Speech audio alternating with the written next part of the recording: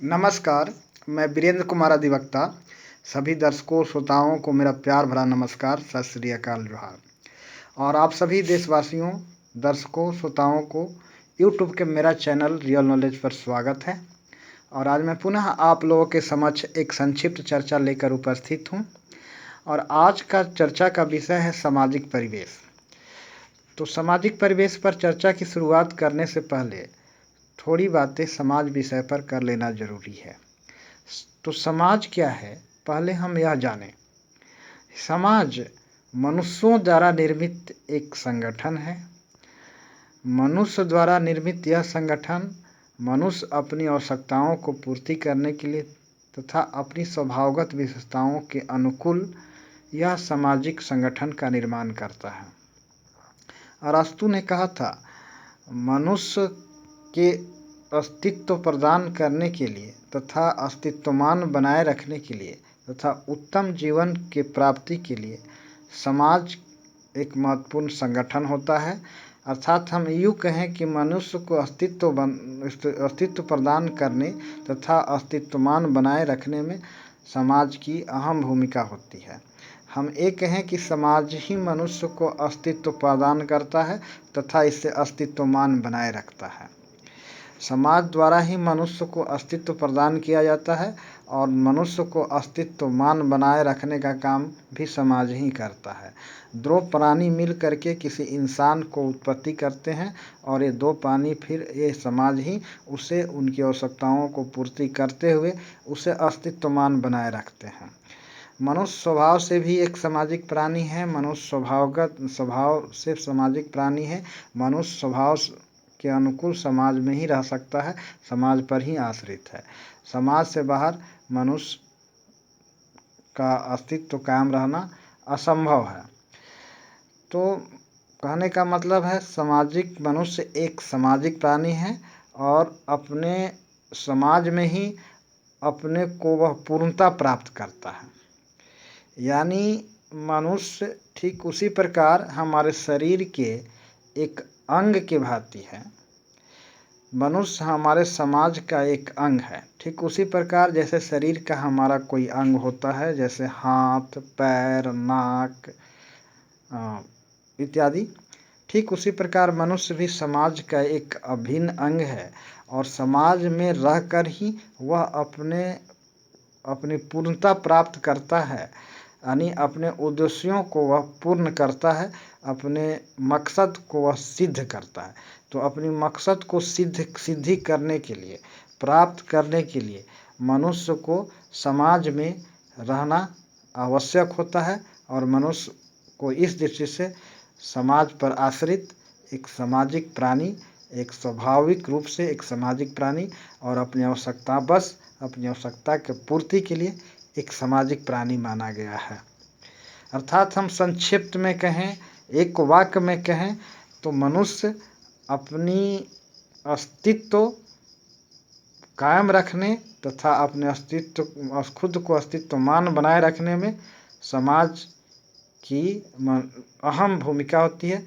समाज ही मनुष्य को अस्तित्व प्रदान करता है तथा उसे अस्तित्वमान बनाए रखता है। तो यह है समाज की परिभाषा। तो आइए अब हम बात करते हैं सामाजिक परिवेश, सामाजिक माहौल। सामाजिक परिवेश से मतलब है समाज के गठन का आधार। यानी सामाजिक परिवेश से मतलब है सामाजिक दृष्टिकोण, सामाजिक नज़रिया, सामाजिक अवधारणाएं, सामाजिक विचारधारा। समाज के विचारधारा, समाज के दृष्टिकोण, समाज की नज़रिया को हम सामाजिक परिवेश करते हैं।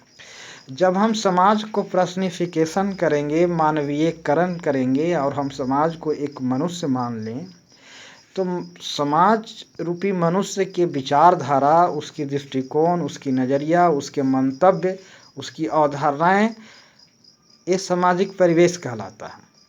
और समाज के जो मनुष्य द्वारा निर्मित यह जो संगठन है समाज, इसके गठन का आधार इन्हीं सामाजिक दृष्टिकोण या विचारधारा या नज़रिया होता है। और समाज के गठन का आधार दृष्टिकोण, विचारधारा, नज़रिया होता है और इसी बेस्ट पर, इसी पर समाज का गठन होता है। जैसे कि ब्रह्म समाज, आर्य समाज, यहूदी समाज, इस्लामिक समाज, हिंदू समाज इत्यादि।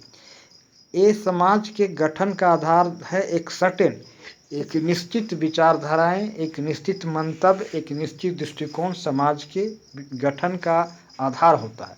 और इस आधार पर समाज का अलग अलग वर्ग भी बन जाता है और समाज का अलग अलग वर्ग हो जाता है। जैसे कि ब्रह्म समाज, साम्यवादी समाज, आर्य समाज, हिंदू समाज, इस्लामिक समाज, यहूदी समाज इत्यादि।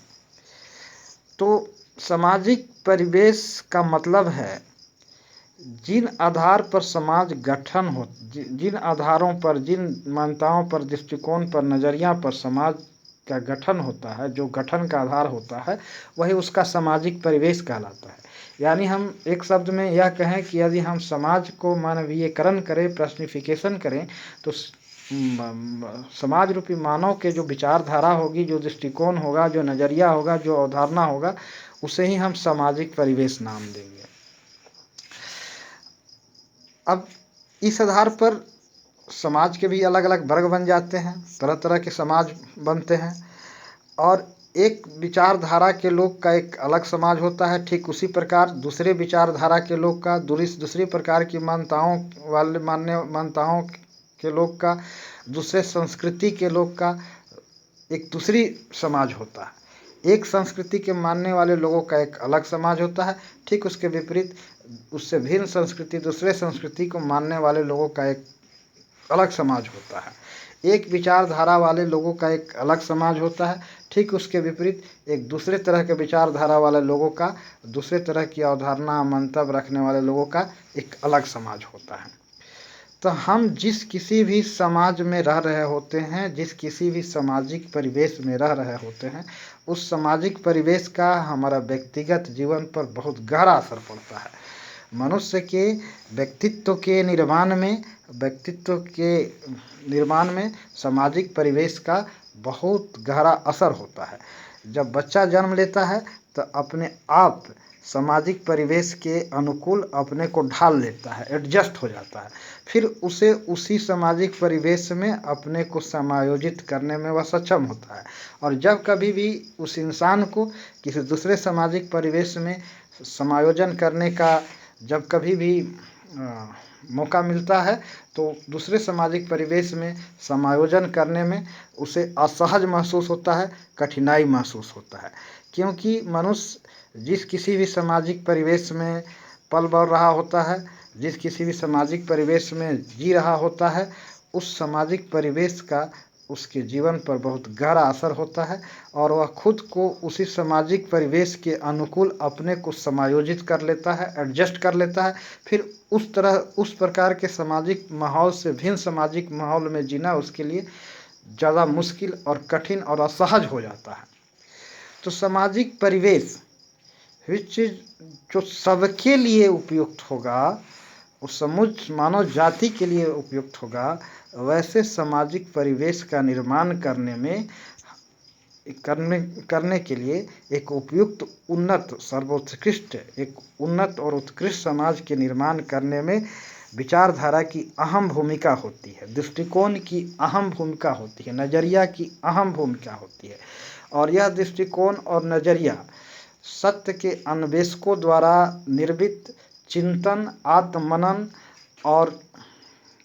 और आत्मनन के द्वारा ही एक उत्कृष्ट, एक सर्वहितकारी विचारधारा का इजाद किया जा सकता है। इसमें चिंतन की भूमिका, आत्मनन की भूमिका, आत्मचिंतन की भूमिका अहम होती है।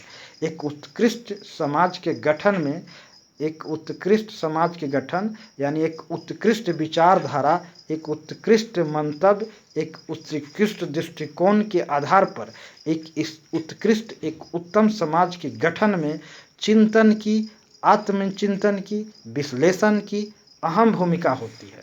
हम चिंतन के आधार पर ही, विश्लेषण के आधार पर ही, आत्मचिंतन के आधार पर ही एक उन्नत, एक उत्कृष्ट, एक सभ्य समाज के निर्माण कर सकते हैं। और हमारा दृष्टिकोण ही समाज के गठन का, निर्माण का, हमारा विचारणाएँ, हमारी धारणाएँ, हमारा विचारधाराएँ ही समाज के गठन का बुनियाद होता है, आधार होता है। हम जिस किसी भी समाज परिवेश में जी रहे होते हैं, उसका असर हमारे विचारधारा पर भी पड़ता है। हमारी विचारधारा उसी के अनुकूल हो जाता है, हमारा दृष्टिकोण उसके अनुकूल हो जाता है, तभी हम उस समाज में अपने को एडजस्ट कर पाते हैं। तो यहाँ चिंतन की भूमिका अहम है एक अच्छा समाज के निर्माण में। चिंतन के द्वारा ही, आत्मचिंतन के द्वारा, विश्लेषण के द्वारा एक उत्कृष्ट समाज के निर्माण संभव है। और इसमें चिंतकों की, विश्लेषकों की, लेखकों की, प्रबुद्ध जनों की भूमिका महत्वपूर्ण है। भूमिका ज़्यादा महत्वपूर्ण है, क्योंकि इनके चिंतन के आधार पर ही एक उपयुक्त, एक उत्कृष्ट समाज व्यवस्था का इजाद किया जा सकता है, एक उत्कृष्ट समाज का निर्माण संगठित किया जा सकता है, एक अच्छा समाज का अस्तित्व प्रदान किया जा सकता है चिंतन के द्वारा, आत्मविश्लेषण के द्वारा। अब हम बात करते हैं सामाजिक परिवेश के बारे में थोड़ा सा और विस्तार से। जब भी आप किसी एक ऐसे बस्ती में जो 100 लोगों की बस्ती हो, और वह बस्ती 100 बेईमान लोगों की हो, 100 चोर लोगों की हो, और उस समाज में एक इतर समाज से कोई व्यक्ति जाता है, किसी दूसरे समाज से कोई व्यक्ति जाता है, और वहाँ ईमानदारी की जब वह बात करता है, तो उस समाज के लोगों को यह भाषा, ईमानदारी की भाषा समझ में नहीं आएगी। वह सीधा प्रश्न खड़ा करेंगे कि ईमानदारी मतलब क्या। अगर कोई इतर समाज से कोई व्यक्ति अगर किसी भ्रष्ट समाज में, बेईमान समाज में दुर्भाग्य से, खुदा न खास पहुँच जाए गलती से, और वहाँ अगर वह सच्चाई की, ईमानदारी की बात करे, तो उस समाज के लोगों के लिए यह शब्द अग्राह्य होगा, और यह शब्द उन्हें समझ में नहीं आएगा कि सच्चाई और ईमानदारी क्या होता है, सच्चाई और ईमानदारी का क्या मतलब है। उन्हें इस शब्द का आशय, अभिप्राय, अर्थ नहीं जान पाते। हाँ, लेकिन वह इतना समझ सकता है कि अमुक व्यक्ति हम लोग का एक बेईमान या अनैतिक कह करके हमारी भर्त्सना कर रहा है, हमारी आलोचना कर रहा है, लेकिन इसका अभिप्राय वह नहीं जानता। वह सिर्फ इतना ही जानता है कि हमारी भर्त्सना किया जा रहा है। एक बेईमान, चोर, उचेकों के समाज में अगर कोई इतर समाज से, कोई दूसरे समाज से व्यक्ति आकर के ईमानदारी की बात करे, तो उस समाज के लोगों को यह समझ में नहीं आएगा। वह उससे क्वेश्चन खड़ा करेगा कि ईमानदारी मतलब क्या है, ईमानदारी क्या होता है, लेकिन उसका विरोध भी करेगा, क्योंकि उसे इतना तक समझ में आ जाता है कि यह हमारा भर्त्सना कर रहा है, हमारा आलोचना कर रहा है, और मात्र इतना ही समझ के आधार पर वह उसका विरोध करता है। लेकिन ईमानदारी मतलब क्या होता है, वह चोर बेईमानों के समाज में उसके घटकों को समझ में नहीं आता है, उस समाज के लोगों को समझ में नहीं आता। जैसे मान लीजिए अगर 100 किसी वेश्या की बस्ती में, जहाँ 100 लोगों की एक वेश्या की बस्ती हो, और वहाँ मीरा चली जाए और वह कृष्ण की भक्ति भजन गाए और लोगों को चरित्रवान होने का उपदेश दे, तो ज़रा सोचिए, कल्पना कीजिए मीरा का क्या हश्र होगा। उसे एक मुक्त स्वर में विरोध का सामना करना पड़ेगा, और कोई भी, सब लोग उस वेश्या के समाज के समस्त व्यक्ति, नागरिक, घटक उसकी एक मुक्त स्वर में आलोचना और भर्त्सना और विरोध करेंगे। उन्हें यह समझ में नहीं आएगा कि चारित्रिक हीनता क्या होता है। जब उनसे चारित्रिक हीनता की बात की जाएगी, तो यही प्रश्न करेंगे, चरित्रहीनता मतलब क्या, चारित्रिक हीनता मतलब क्या, चरित्रहीनता का मतलब क्या होता है। वो वेश्या लोग के प्रश्न में चरित्रहीनता क्या होता है उसके शब्दकोश में है ही नहीं। हाँ, लेकिन वह इतना अनुभव करेगा कि हमारी भर्त्सना हो रही है, हमारी आलोचना हो रही है बस। और यह जान करके अब मेरा जैसे लोगों को विरोध करना स्वाभाविक होगा।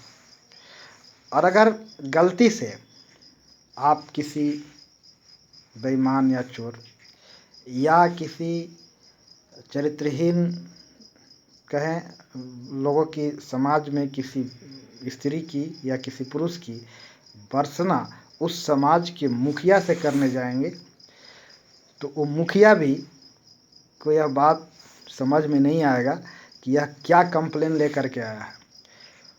अगर आप किसी वेश्या के खिलाफ या किसी चोर या किसी बेईमान के खिलाफ उस समाज के प्रमुख से, मुखिया से अगर आप कंप्लेन करने जाते हैं, तो वह आपसे यह प्रश्न पूछ करेगा कि आप कौन सा कंप्लेन लेकर आए हैं, इसका क्या मतलब है, इसका क्या आशय है, इससे क्या मतलब, यानी चोरी बेईमानी का क्या आशय है, एक होता क्या है, इसके क्या कंप्लेन लेकर आए हैं। उसका यही प्रश्न होगा। उसके मन में, उसके दिल में, उसके जहन में ऐसे ही भाव उत्पन्न होंगे, ऐसे ही प्रश्न उत्पन्न होंगे। और हो सके तो वह यह समझकर कि ये हमारे समाज के लोगों को सिर्फ एक आलोचना कर रहा है, मतलब उसे इतना ही समझ में आएगा कि एक आलोचना हो रही है हमारी। और इसके आधार पर उस प्रमुख या मुखिया उस व्यक्ति को जिसके खिलाफ आप कंप्लेन लेकर के गए हैं, उसको डांटने डपटने और उससे समझाने बुझाने या सजा देने की बजाय आपको ही मुखिया खरी खोटी सुनाएगा। ऐसे जीवन में आप घटना का अनुभव करते होंगे। हर कोई ऐसा जीवन में, अपने जीवन में ऐसी घटनाओं का अनुभव किया है और मालूम है। तो आज के सामाजिक परिवेश में मैं यह कहना चाहूँगा कि अभी के सामाजिक परिवेश में चोर बेईमानों की जहाँ समाज है, जहाँ उच्चेक लोगों की, चोर उच्चेकों के बेईमानों की जहाँ समाज है, जो एक जैसे विचारधारा के लोग इस समाज का निर्माण किया है, जहाँ चरित्रहीनों के लोगों की समाज है, वहाँ पर किसी चरित्रहीन या किसी चरित्रहीन स्त्री या पुरुष या किसी चोर या बेईमान व्यक्ति की अगर आप आलोचना करते हैं और उसे चरित्रवान होने के, ईमानदार होने का उपदेश देते हैं, सुझाव देते हैं, तो आपको उस समाज में या तो पागल समझा जाएगा या फिर आपको उस समाज में उसका विरोध का सामना करना पड़ेगा, उसकी आलोचना का सामना करना पड़ेगा। और उन लोगों के जहन में या तो चोरी, बेईमानी, वेश्यावृत्ति, अपराध, ये सब घटनाएं कोई अपराध नहीं है, अपराध नहीं समझा जाएगा। उसके दृष्टि में ऐसी कोई घटना अपराध हो ही नहीं सकता है। तो जिस समाज में आप, किसी भी समाज में जिस विचारधारा के जैसे लोग हैं, उसके समाज में उसके विपरीत विचारधारा के स्थान, जगह कोई नहीं, कुछ नहीं होता है। उन्हें बात बिल्कुल ही समझ में नहीं आता है कि हम जिस विचारधारा से हमारा समाज बना है, इससे भिन्न भी कोई विचारधारा का अस्तित्व है इस दुनिया में। इस समाज में इससे भिन्न एक अलग विचारधारा का भी अस्तित्व है, उसे इस बात पर विश्वास नहीं होता है। और वह अपने ही समाज के अनुकूल, अपने उस समाज की विचारधारा के अनुकूल ही खुद को ढाल लेते हैं और उस विचारधारा के अनुकूल ही खुद को एडजस्ट कर लेते हैं और समायोजित हो जाते हैं। उससे भिन्न विचारधारा के अस्तित्व को वह स्वीकार ही नहीं करते, क्योंकि उनके नज़र में सिर्फ और सिर्फ एक ही दुनिया होती है जिस दुनिया में वह जी रहे होते हैं। उससे बाहर की दुनिया भी है, इससे अलग भी कोई दुनिया है, उसे यह बात स्वीकार नहीं होती। और इस तरह का आप अनेकों अनुभव अपने जीवन में आप सभी प्राप्त किए होंगे और इस तरह का अनेकों अनुभव आप जीवन में अनुभव भी किए होंगे। तो यहाँ मेरा यह कहना है कि हमारी मनोवृत्ति, एटीट्यूड, जिसको हम कहते हैं, जिससे दो शब्द के मिलने से बना है, मन और वृत्ति। मनोवृत्ति, मन की वृत्तियाँ, वृत्ति शब्द का शाब्दिक अर्थ है सर्किल, यानी एक सीमा, एक दायरा।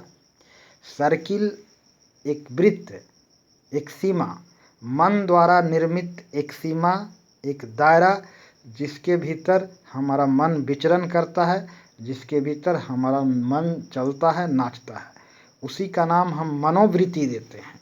उससे बाहर, उस दायरे से अलग हटके मनुष्य का मन विचरण नहीं कर सकता, उससे अलग हटके मनुष्य नहीं सोच सकता, उससे अलग हटके मनुष्य विचार नहीं कर सकता। अपने मनोवृत्ति के अनुसार ही मनुष्य विचार करता है, अपने मनोवृत्ति के अनुसार ही मनुष्य सोचता है, अपने मनोवृत्ति के अनुसार ही मनुष्य अपना कार्य करता है। यह मनोवृत्ति का परिभाषा है और समाज के गठन का आधार भी मनोवृत्ति विचारधाराएं ही हैं और इसी आधार पर विभिन्न समाज का निर्माण होता है, जैसे कि ब्रह्म समाज, आर्य समाज, यहूदियों का समाज, इस्लामिक समाज, हिंदुओं का समाज और विभिन्न प्रकार के समाज जो अलग अलग विचारधारा को, अलग अलग संस्कृति को, अलग अलग मंतव्य को, अलग अलग धारणाओं को प्रतिबिंबित करता है।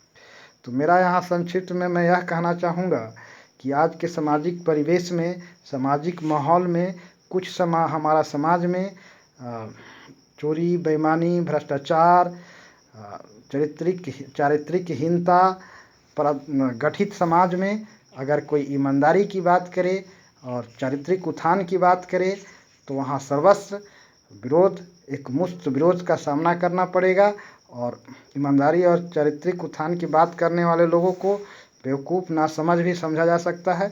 और जिस समाज में आप किसी व्यक्ति को आप भर्त्सना कर रहे हैं या फिर उसकी आलोचना कर रहे हैं, ऊंचा उठने का काम कर रहे हैं, उसके चारित्रिक उत्थान का बात कर रहे हैं या ईमानदारी की बात कर रहे हैं, तो ये बात ईमानदारी क्या होता है, चारित्रिक उत्थान क्या होता है, उसे ये बात समझ में नहीं आता है। वे नहीं जानते कि चारित्रिक उत्थान क्या होता है। बेईमान समाज के लोगों को, चारित्रिक रूप से पतित लोगों के समाज में इस तरह की बातें करना, उनकी चारित्रिक उत्थान या ईमानदारी की बातें करना, उन लोगों के समाज के किसी व्यक्ति को यह बात समझ ही में नहीं आता है कि क्या होता है।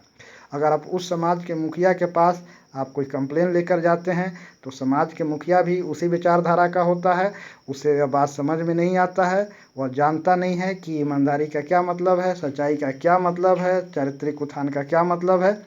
और उल्टा आप किसी भी समाज में किसी चरित्रहीन लोगों के खिलाफ कंप्लेन करने जाते हैं या किसी चोर बेईमान के खिलाफ कंप्लेन करने जाते हैं तो उसकी बात समझ में नहीं आएगी कि यह कंप्लेन का भी कोई मुद्दा है, कंप्लेन का भी यह विषय है। वह समझता है कि यह कोई कंप्लेन का मुद्दा विषय हो ही नहीं सकता है। चोरी, बेईमानी या चरित्रहीनता कोई अपराध है ही नहीं, कोई पाप है ही नहीं। और इसका क्या आशय है, चोरी कहते किसे हैं, अपराध कहते, चारित्रिकहीनता कहते किसे हैं, नैतिक पतन कहते किसे हैं, इसका क्या आशय है, वो बात समझ में नहीं आएगी। उल्टा यदि कोई उत्तर समाज के कोई व्यक्ति जब कभी भी कोई कंप्लेन लेकर के जाए किसी भ्रष्ट समाज के मुखिया के पास तो उल्टा उससे भी खरी खोटी सुनना पड़ता है। ऐसा हम सब अनुभव किए हैं जीवन में। और जहाँ तक सवाल है, मैंने भी अनुभव किया हूँ।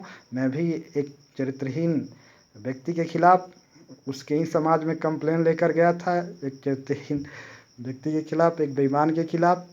तो उसके समाज के मुखिया को यह बात समझ में नहीं आई और वो समझ ही नहीं पाया कि चारित्रिक पतन क्या होता है और बेईमानी क्या होती है। उल्टा खरी खोटी सुनने पड़ता है लोगों को। ऐसा सब लोग अनुभव करते हैं। तो जैसा सामाजिक परिवेश होता है, लोग उसी तरह से ढल बस जाता है और वही सत्य समझता है, वही उसी चीज़ को वास्तविक मानता है। जिस दृष्टिकोण के आधार पर, जिस नज़रिया के आधार पर, जिस मंतव्य के आधार पर समाज का गठन हुआ है, उसी को वह सत्य, उसी को वास्तविक समझता है, उसी को तथ्य मानता है। और फिर उससे अलग विचारधारा, उससे अलग दृष्टिकोण, उससे अलग मंतव्य उसके भेजे में, दिमाग में, उस समाज के लोगों के भेजे में, दिमाग में नहीं घुसता है। यह साइकोलॉजिकल तथ्य है, यह साइकोलॉजिकल फैक्ट है, यह वास्तविकता है। और यहाँ मेरा चैनल रियल नॉलेज पर सिर्फ वास्तविकता की ही चर्चा होती है, सिर्फ रियलिटी की चर्चा होती है। यह चैनल का उद्देश्य ही है रियलिटी की चर्चा करना, वास्तविकता की चर्चा करना और जो तथ्य है उन तथ्यों को प्रकट करना, सच्चाई को प्रकट करना। और इसी उद्देश्य से यह चैनल काम कर रहा है। तो एक सब समाज के निर्माण में हमारी चिंतन का, विश्लेषण का अहम भूमिका होती है और इसी चिंतन और विश्लेषण के आधार पर हमारा समाज निर्मित होता है। एक समाज में सामाजिक परिवर्तन होता है। इस चिंतन और विश्लेषण के आधार पर भी समाज को उत्कृष्ट बनाया जा सकता है और समाज में आवश्यक परिवर्तन किया जा सकता है। और ज़रूरी है कि सभी प्रबुद्ध जन, विचारक, लेखक, चिंतक, विचारक यहाँ तक कि चिंतक, विचारक, विश्लेषक अब इस क्षेत्र में अपनी भूमिका का निर्वाह कर रहे हैं और सभी प्रबुद्धजनों को भी इसमें अपनी भूमिका का ईमानदारी पूर्वक निर्वाह करना चाहिए, एक सभ्य समाज, एक उत्कृष्ट समाज के निर्माण में। और हर संभव बुरे कार्यों का, बुरे लोगों का विरोध करने में कोई गुरेज नहीं करना चाहिए। और इस दृष्टि से रियल नॉलेज चैनल इस दिशा में काम कर रही है और आगे भी काम करता रहेगा। और हमेशा आप लोगों के समक्ष वीडियो लेकर के यह चैनल पर मैं उपस्थित होता रहूँगा। और आप लोगों से गुजारिश है, निवेदन है कि आप मेरा चैनल को अवश्य देखें और इसे लोगों के बीच शेयर करें। धन्यवाद। जय हिंद। मैं वीरेंद्र कुमार अधिवक्ता। जय हिंद।